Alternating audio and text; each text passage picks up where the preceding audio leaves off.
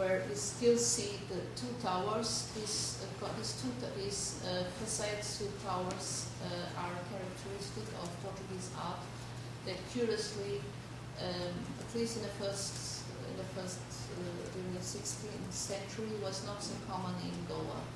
In Goa, many of the first churches, the Baroque, there's again this Portuguese characteristic. But the first churches from the 16th century normally didn't have this typical Portuguese element. This you see the classic triangular pediments. However, again, this convex and this game of convex and concave lines of Baroque influence, and you see the room, something that is also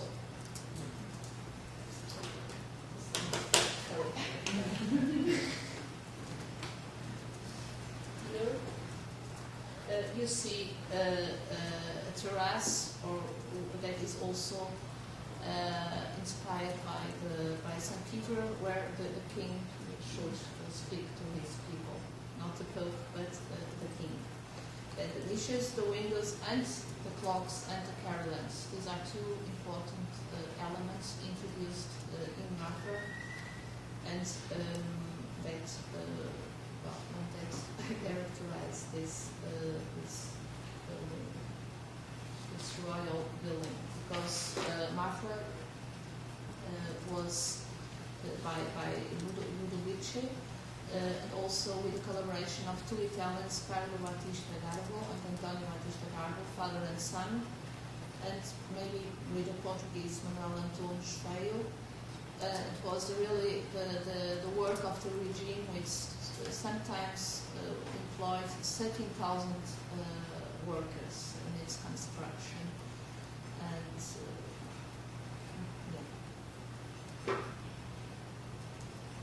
another important building, Basilica da Estrela, and it was both Mafra and the Basilica da Estrela were the result of those. If the king had a child, he should then build such an imposing church. Basilica da Estrela, 1779. It was the vote of the future Queen Dona Maria II, daughter of Osswald, and it was a Portuguese. The main architect was a Portuguese, Mateus Vicente Oliveira. Three bodies, a portico, typical of late Baroque dome, towers, and a kind of stylization and simplification of Mafra.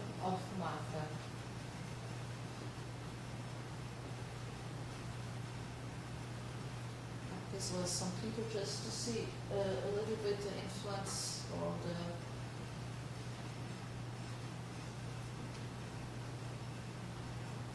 inspiration, it's not too classic, but anyway, of St. Peter to another building that is said to have inspired Mafra is the Italian Sant'Agnese by Carlo Maderno in Piazza Nuova. And is another church inspired by Mafra.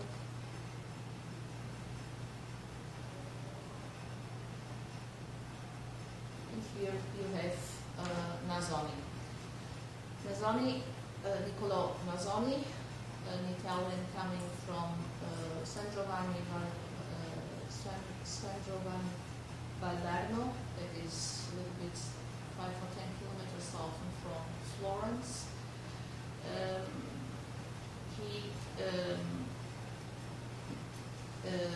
He marked the old northern Baroque from Oporto to Braga and both in religious and or in ecclesiastic and in civil architecture.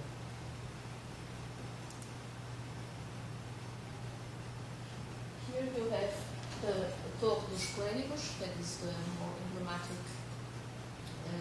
more emblematic church of Portugal.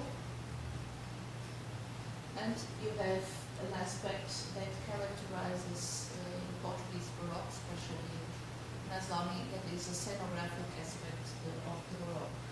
Because Nazoni was an illusionistic painter before an architect. I mean, he began to make architecture when he arrived in Porto around 1725.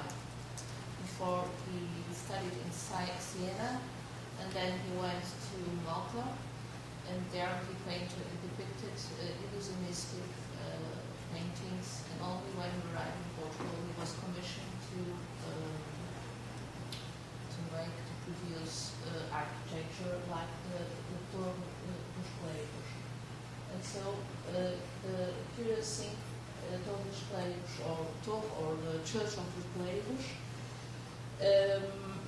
was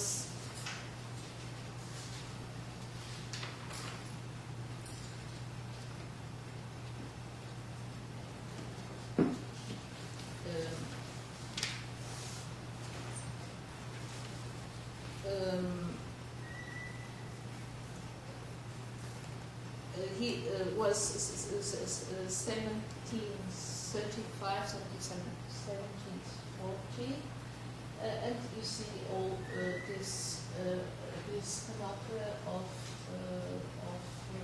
illusionistic or of subjects. You see the staircases. The staircases will be also characteristic of Baroque. And we see later on some more examples. And then you see the decoration, the interrupted volutes, and the emblem of the order of the Clérigos, and all these panels like flame figureiros, like flame decorations and garlands, and all the ecclesiastic subjects related. Here you have more arms, and here you have the tower. The entrance is not, it has an elliptic form, and the entrance is made not by this side. Okay? And this is the other side. And you have here also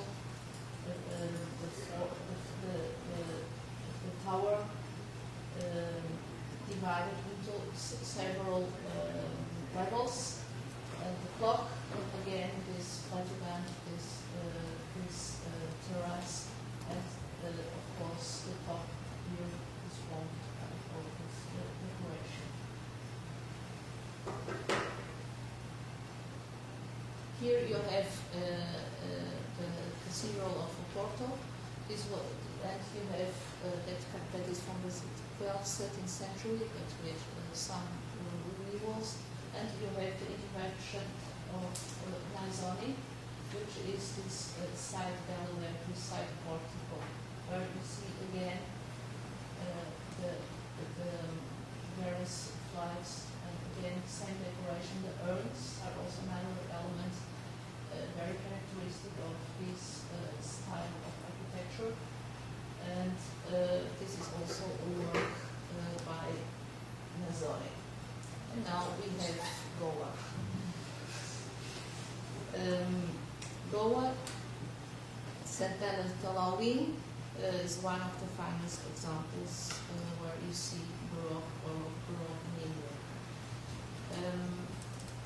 And you have again you have a facade organized in 4 different levels. You see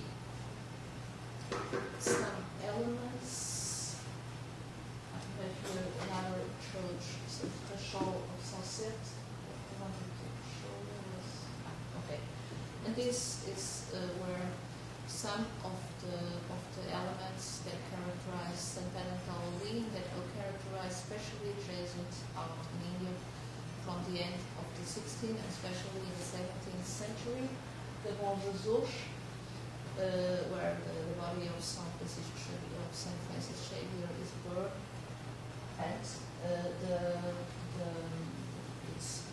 its model San Michele in Insula from Venice.